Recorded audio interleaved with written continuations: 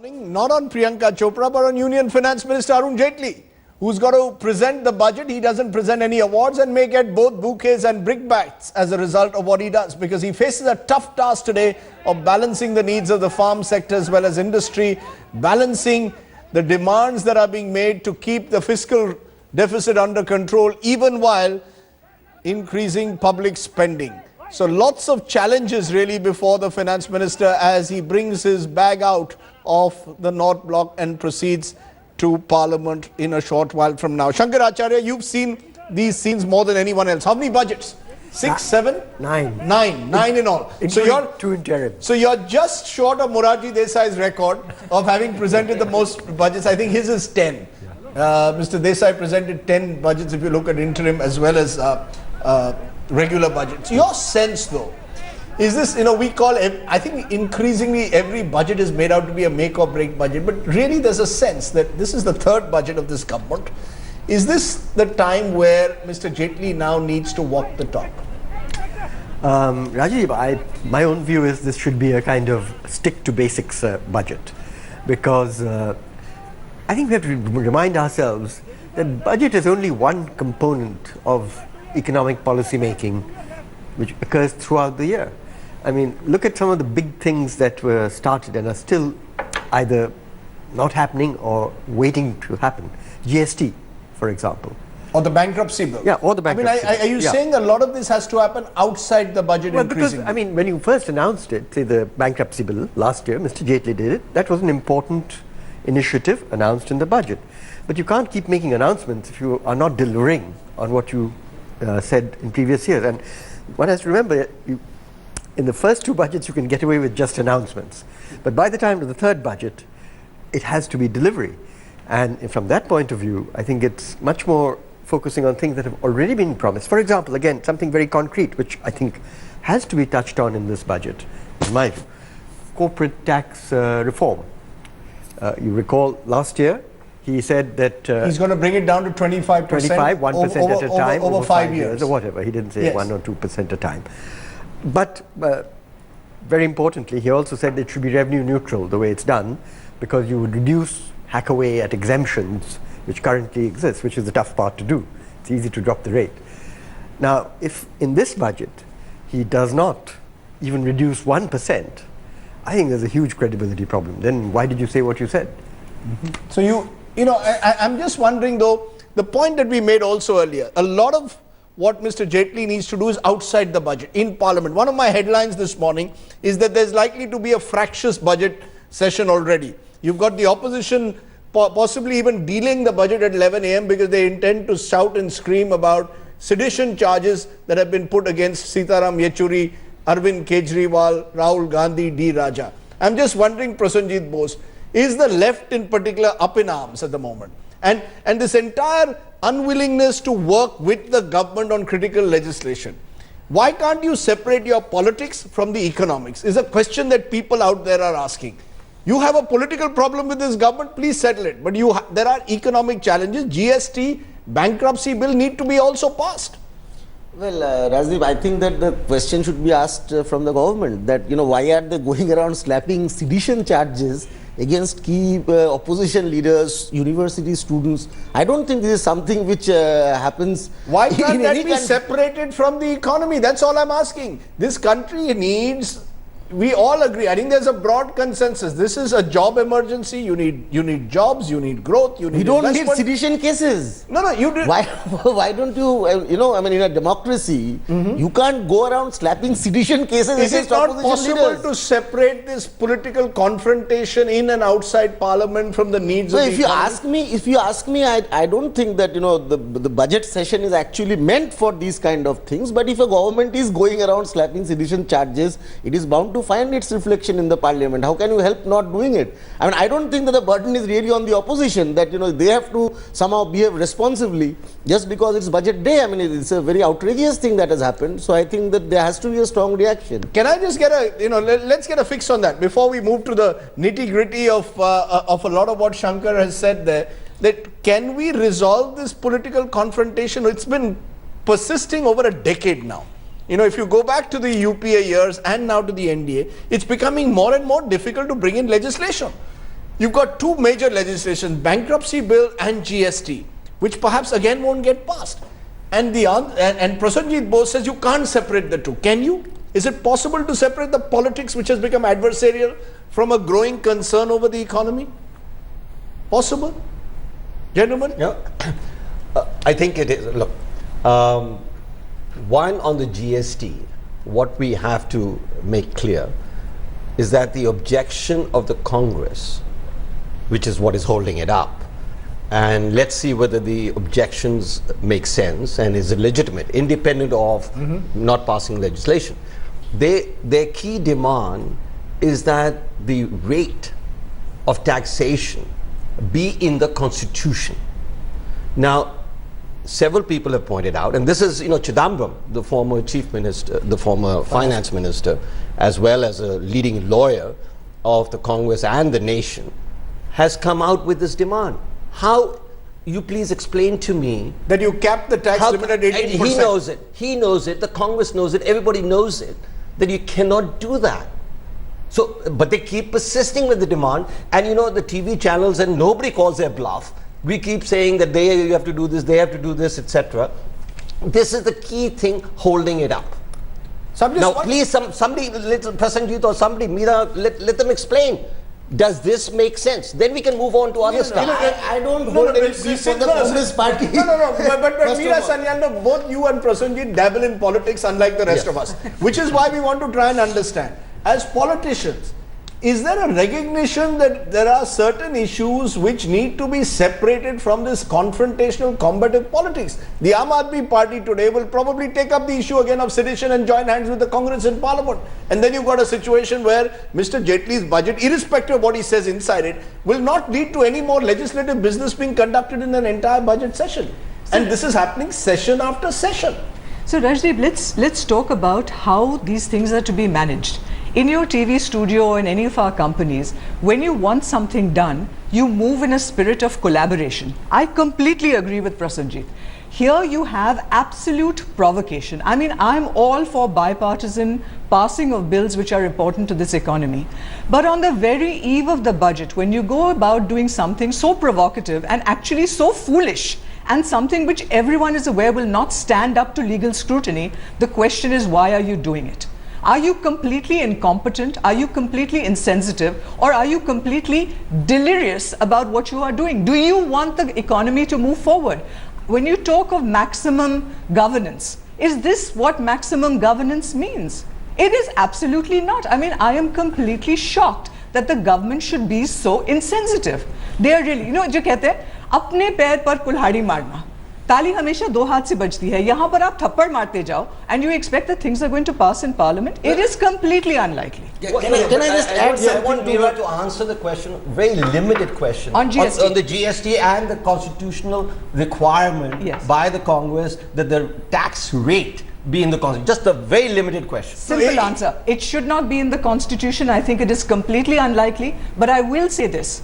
This government, the BJP. Okay, no, that's all I want. No, hold on. Let me come also to the rate of GST. We're talking about a rate of 27%, which is extremely high. I'm sorry. How are you going to? I'm sorry, Meera. Yes? That's just plain wrong. No, it isn't. We have the chief economic advisor, his report. Yes.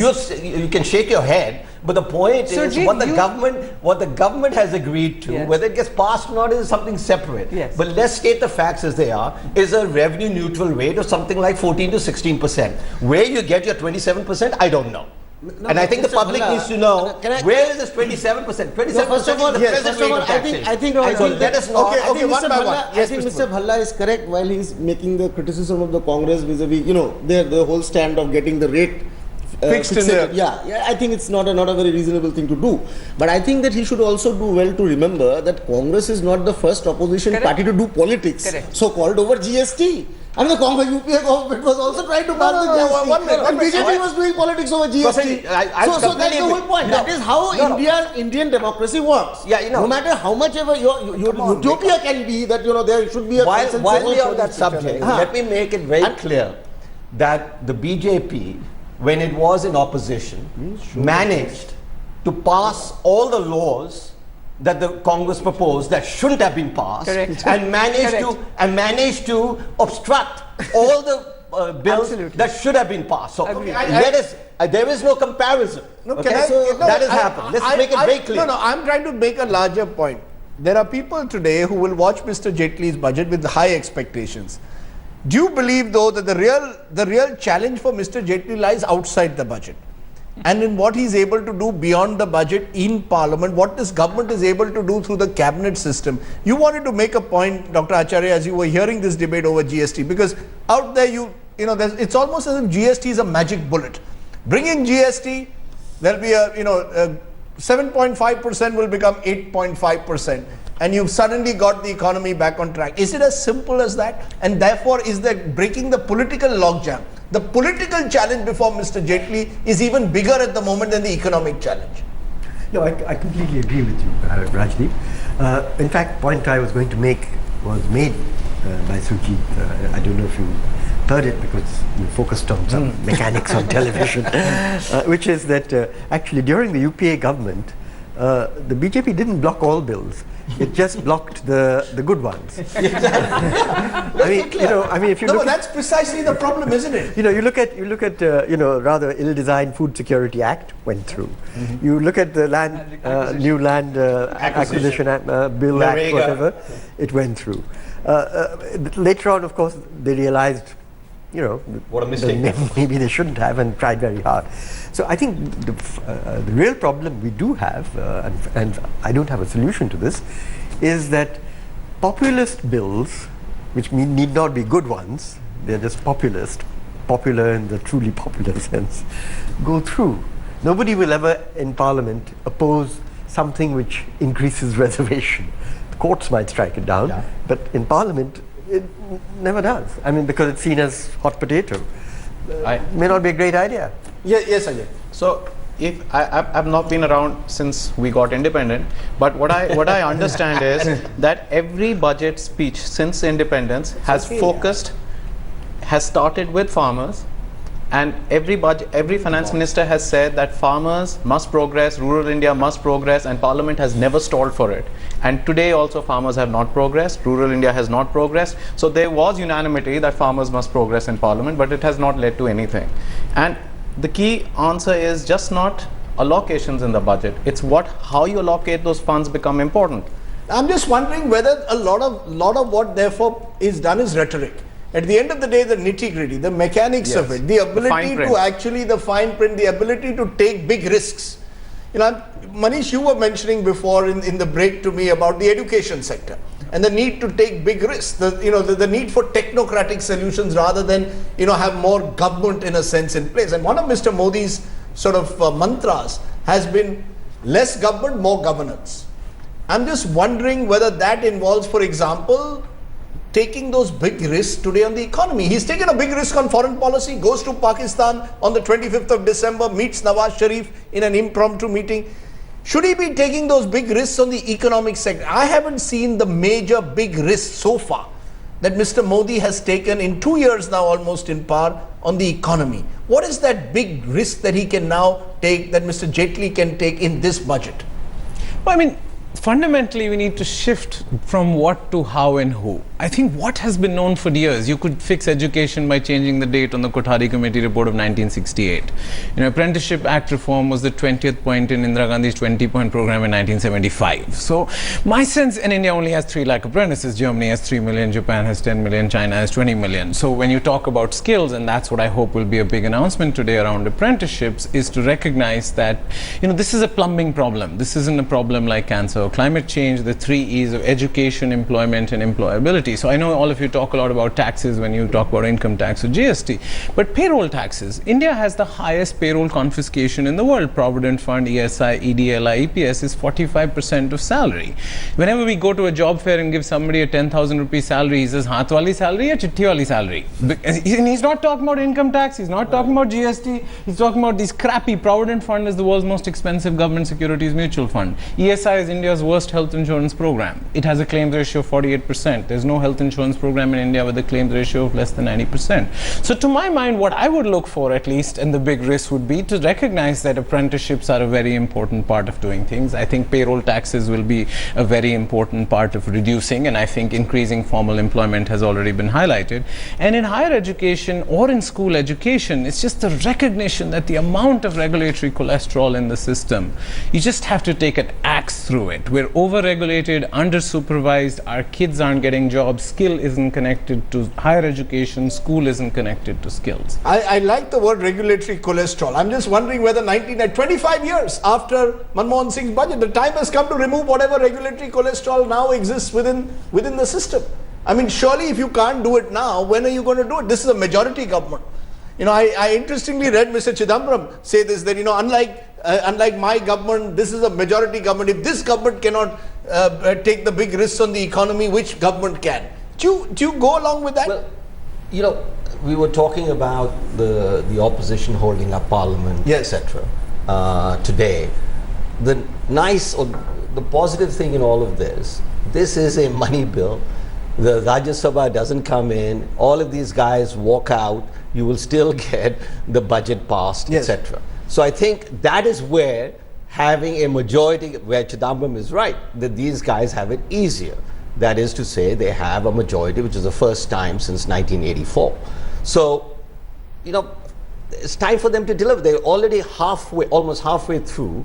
And if this time he doesn't deliver on some of the basics, there are some long-term issues, etc., which Manish has rightly highlighted, I think there'll be severe disappointment. So yes, this is their chance. This is their chance, because, you know, there is another view which is being expressed that actually Mr. Jaitley's best chance was 2014 and 15. Because, you know, that was when the euphoria, the honeymoon, you could have got away, oil prices were at an all-time low. That's when he should have gone in for the big risk. Now you're saying, go back to the basics. Oil prices are still lower than that. That's right, but it's so therefore the opportunity remains, because from next year you'll get back into an election cycle. There'll be pressures of UP elections, other elections. Is this therefore in that sense the make or break budget for Mr. Jaitley? Else, as the buzz in Mumbai is, you'll have a new finance minister by the summer. That could well be. I can't comment on that. but I think, you know, we would be doing our viewers a disservice, yes, if we don't recognize that even in terms of the normal budget of the Union of India, this is a very tough budget, in my opinion, to make and present this year, because the headwinds are really quite serious. You have the global headwinds, which we all know about, you know, China slowing down, commodity price crashing, Europe going wherever it's going, Brexit, and so on and so forth. All of that happening, and now people are talking seriously about possible deflation in the US. Some people. So it is a pretty uncertain global situation, quite fragile. Yeah. One. Secondly, we've had 4 successive seasons of poor weather. Yeah. Drought come poor monsoon. I mean, seasons. 2 years, Yes. 4 seasons. So rural distress is a very serious issue. What the union budget can do directly on that is limited, in my view. I mean, Ajay may differ, but in my view, it's much more at the states level, all the real action. But that's a different point. The point is, it's hurting. You look at what has been, we have this wretched 10-year cycle of the pay commission. And this is one of those. 1 in 10 years, the fiscal thing is under enormous pressure. On top of that, we've stuck on OROP. You know, 1 rand, 1 pen. So now he's got to find the money for that, because they've agreed. I mean, nobody opposes the pay commission again. Whatever is recommended, it has to happen. Right. So I think the challenge.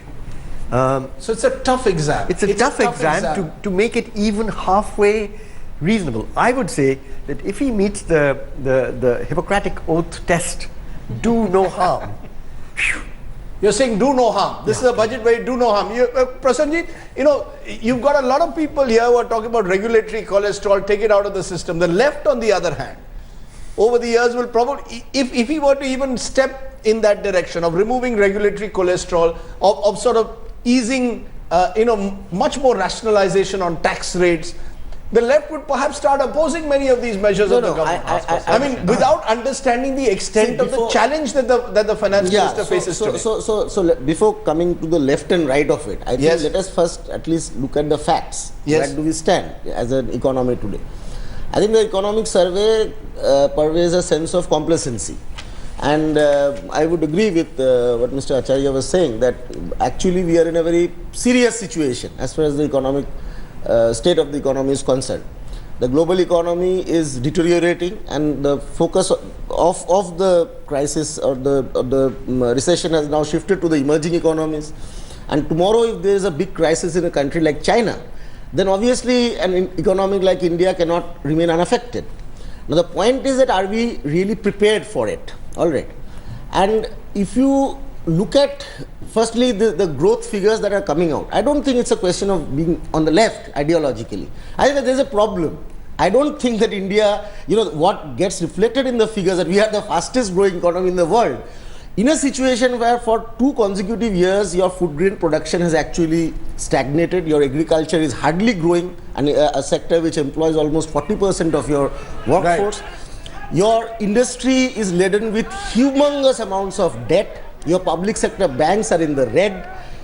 Your credit growth is coming down. The other day, the railway budget. Give me a laundry list of all that is wrong. No, totally all that is wrong. I think that the symptoms, and there is nothing left in figures of credit growth. There is nothing left in figures for the railway freight traffic, which is now stagnated. And therefore, my point is that I think that there is a kind of glossing over the grim picture of the economy vis-a-vis what is being claimed by the official circles. I need to take a break, but 30 seconds, Surjit, because you've been writing extensively saying the numbers are right. That 7.5% is the growth rate. And I think we should take a break, because what I think this is a serious issue on the credit growth, and I think all of us, many of us, are suffering from what Keynes called money illusion.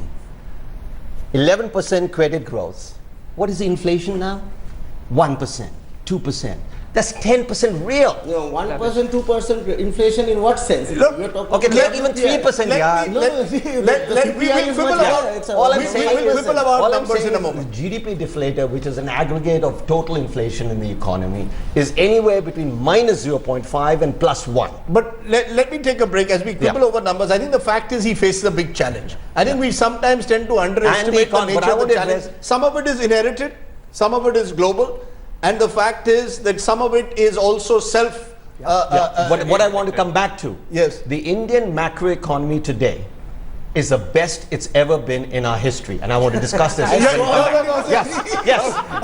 Indian. This is the biggest illusion. Yes. Okay. And let's have a reasonable discussion. We will do that. Not like some other channels do. Okay. Let's have a reasonable discussion on that particular issue. You've the best it's ever been, not that the best it can be. You've given me the soundbite of the morning for us to set a debate. The Indian economy in macro terms is the best that it's ever been. Okay, we will dispute and challenge that, because on the other side we've got those who believe that it is a serious problem that Mr. Jaitly is facing at the moment. Let's take a break. Come back with plenty more in a moment from now.